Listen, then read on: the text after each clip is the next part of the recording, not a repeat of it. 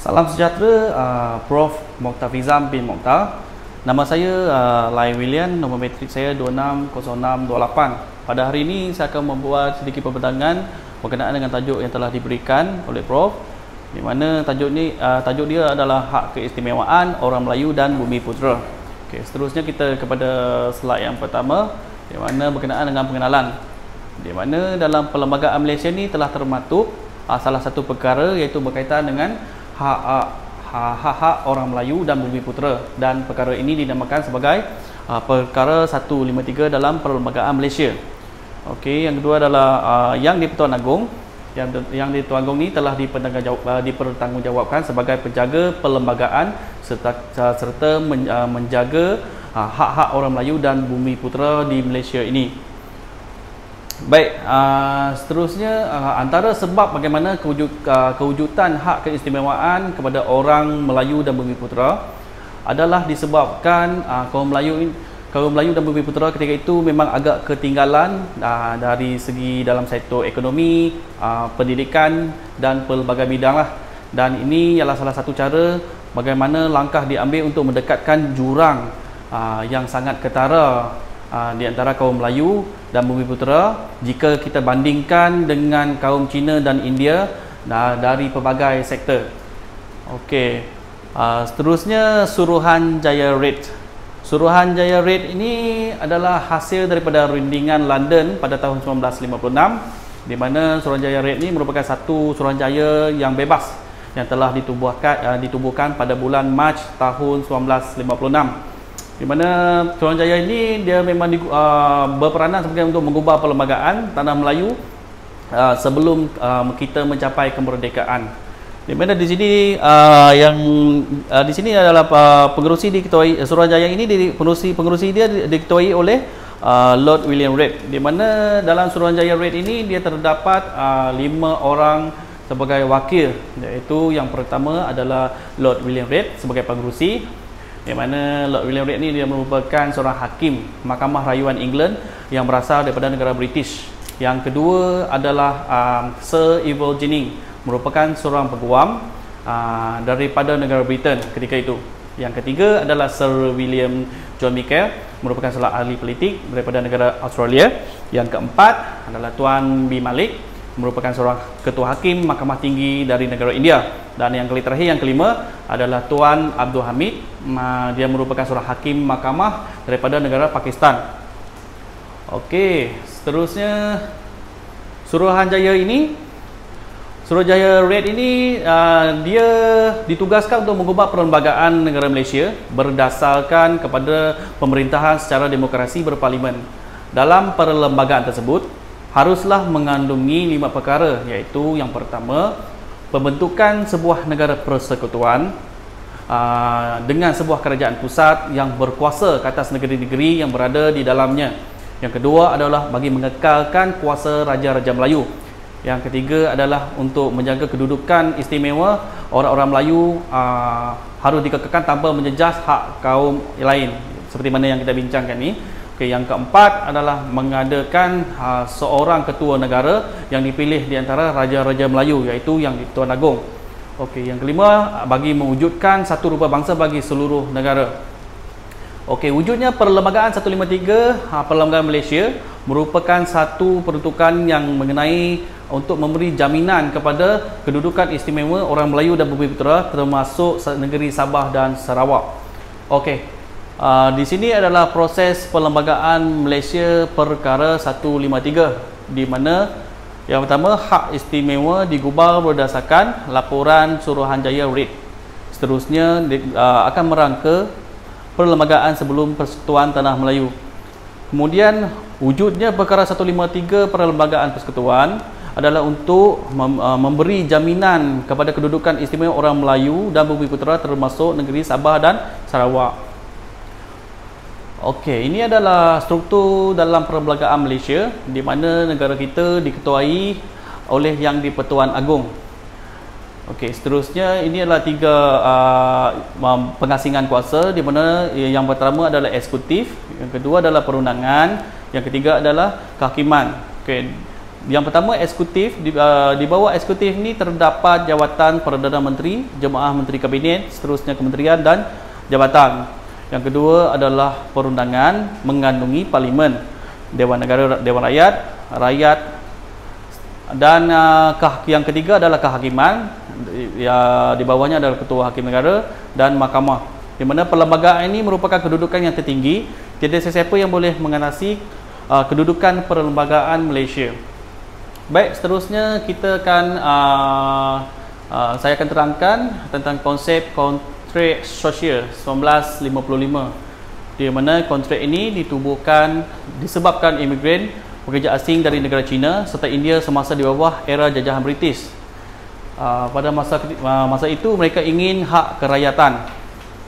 Okey. Jadi untuk mencapai permuafakatan antara kaum bagi membentuk sebuah negara yang berdaulat, pemimpin parti UMNO dia akan mewakili bangsa Melayu, di mana pemimpin MLC dia akan mewakili bangsa Cina, dan kemudian parti pemimpin MIC dia akan mewakili bangsa India, dan telah bersetuju untuk menubuhkan konsep kontrak sosial. Okey. Konsep kontrak sosial ini dia mementingkan hak kepada orang berbangsa Melayu, dan seterusnya mewujudkan masyarakat yang harmoni, muafakat dan mencapai kesejahteraan bagi mencapai kemerdekaan. Okey, di sini adalah sedikit gambar migran Cina dan India. Yang ketiga itu telah dibawa masuk secara besar-besaran oleh kerajaan British, di mana kaum Cina ketiga itu dia orang lebih kepada aktiviti pelombongan, di mana India lebih kepada aktiviti tanaman getah ladang, dan orang Melayu ketiga itu hanya sebagai bahagian pertanian dan perikanan. Okey, konsep ini adalah konsep jus soli, di mana konsep jus soli ini adalah hak untuk kawasan ataupun kewarganegaraan, hak lahir kerakyatan.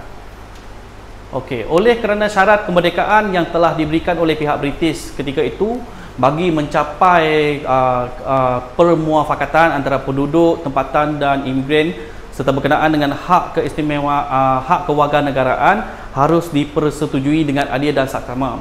Maka ketika itu orang Melayu telah menerima konsep jus soli ini, dan dengan beberapa syarat yang telah ditetapkan sehingga tertubuhnya konsep kontrak sosial pada tahun 1955 yang kita patuhi hingga sekarang. Okey, seterusnya kita pergi kepada konsep Malaysia. Okey, konsep Malaysia ini dikenali sebagai konsep kesamarataan negara Malaysia untuk sebuah bangsa yang ada di Malaysia. Okey, Lee Kuan Yew merupakan seorang ketua kepada parti People Action Party PAP, turut memahukan hak kesamarataan kaum, dan Lee Kuan Yew menganggap kesamarataan dapat mewujudkan kerajaan yang adil serta perpaduan masyarakat. Okey, UMNO menentang konsep Malaysia, kedudukan raja-raja Melayu tergugat ekonomi dan menindas perlembagaan. Okey, di sini di sini konsep Malaysia ni telah mendapat tentangan yang hebat daripada pemimpin UMNO ketika itu, iaitu parti politik bagi kaum Melayu dan masyarakat Melayu. Oleh kerana konsep ini dilihat sebagai medium untuk menghapuskan hak-hak keistimewaan serta kelebihan dan konsep ketuanan Melayu yang telah diberikan kepada orang Melayu, dan dianggap sebagai cara Lee Kuan Yew ini mengutarakan perkara tersebut untuk menguasai politik di Malaysia. Masyarakat Melayu ketika itu menentang konsep Malaysia ini kerana menganggap konsep ini telah menindas perlembagaan, iaitu Islam sebagai agama rasmi.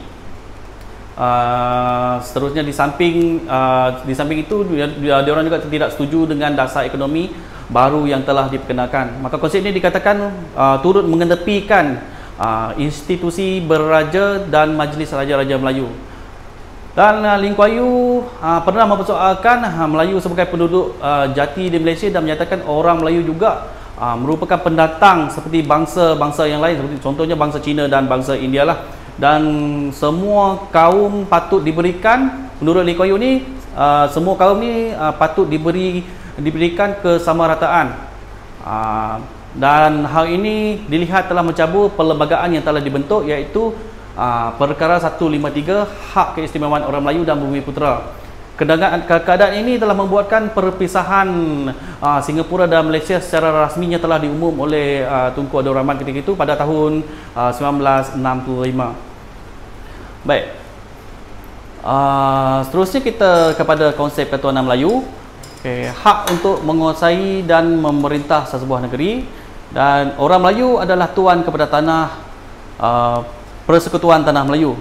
Orang Cina dan orang India hanyalah sebagai pendatang yang dibawa oleh British ketika itu. Menurut Dr. Muhammad Ridwanti, Ketuanan Melayu ini merupakan orang Melayu bangsa asal dari negara Malaysia ini. Ketuanan Melayu ini lebih mendaulatkan bangsa Melayu. Jadi di sini adalah pelaksanaan Perkara 153 di Malaysia, di mana dalam sektor pejabat awam diperuntukkan mengikut nisbah dan kuota-kuota tertentu untuk orang Melayu dan orang bukan Melayu.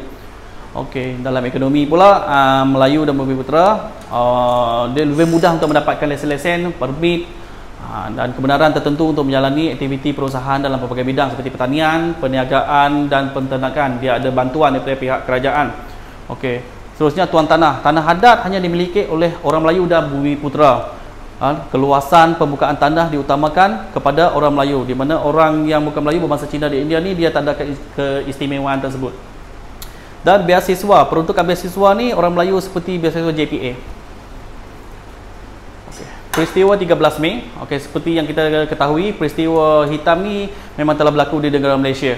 Rusuhan kaum yang membabitkan kematian serta kerosakan harta benda sebelum pilihan raya umum pada tahun 1969.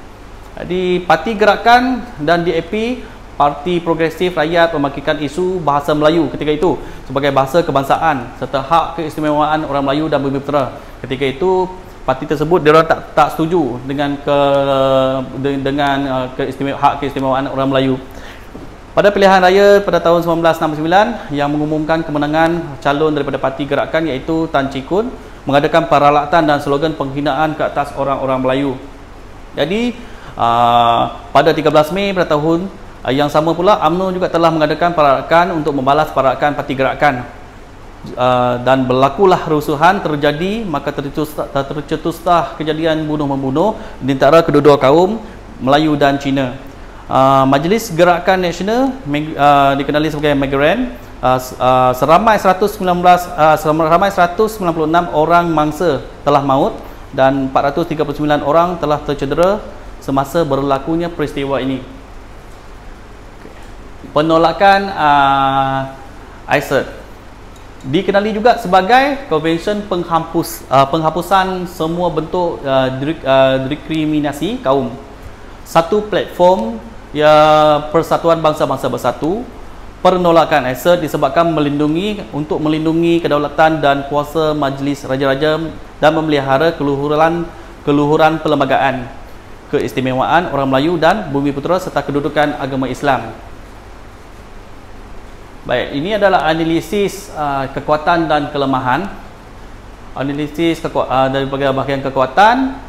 Kekuatan adalah hak keistimewaan orang Melayu dan Bumiputera lebih menguntungkan kaum Melayu dan Bumiputera.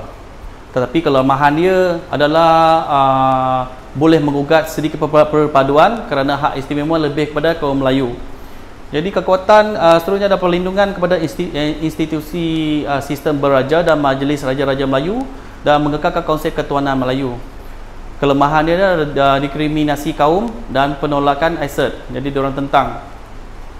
Jadi kemasukan seterusnya kekuatan bagi kemasukan IPTA mengutamakan orang Melayu dan Bumiputera. Contohnya seperti UiTM, di mana diorang ada satu kota dan menerima lebih kepada menerima kepada orang Melayu dan Bumiputera sahaja. Okey. Kelemahannya adalah persepsi negara luar menganggap wujudnya diskriminasi sebagai sukar mencapai perpaduan. Analisis dan persepsi. Hak keistimewaan yang telah diberikan kepada kaum Melayu adalah untuk membantu kaum itu yang kurang maju dari segi pendidikan dan ekonomi. Okey, yang seperti yang kita sedia maklum, ketika itu masa penjajahan British, ketika itu orang Melayu memang diketepikan. Dia orang hanya lebih tertumpu kepada kerja-kerja kampung, macam perikanan dan penternakan, pertanian. Seterusnya, pencapaian ekonomi Melayu jauh ketinggalan jika berbandingkan dengan kaum Cina. Seterusnya, di IPTA, bilangan kaum Melayu mendahului dari kaum lain berikutan kuota kemasukan yang mengutamakan kaum Melayu. Okay.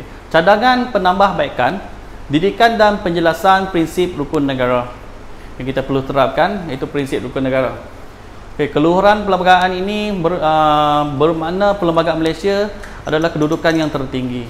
Seterusnya, tiada siapa yang boleh mengatasi perlembagaan, termasuk Yang di-Pertuan Agong. Penguatkuasaan undang-undang, ahli politik mencabar ketinggian perlembagaan untuk kepentingan politik yang seterusnya menggugat kesejahteraan dan kedaulatan negara. Dan seterusnya adalah penubuhan satu badan khas untuk meneliti dan memahami menganalisis perlembagaan Malaysia. Kesimpulannya adalah kita harus berpegang pada prinsip 5 rukun negara. Seterusnya, konsep ketinggian perlembagaan, dan kita tidak menimbulkan isu dan sentimen yang berbau perkauman yang akan menjejaskan keharmonian. Sekian, terima kasih.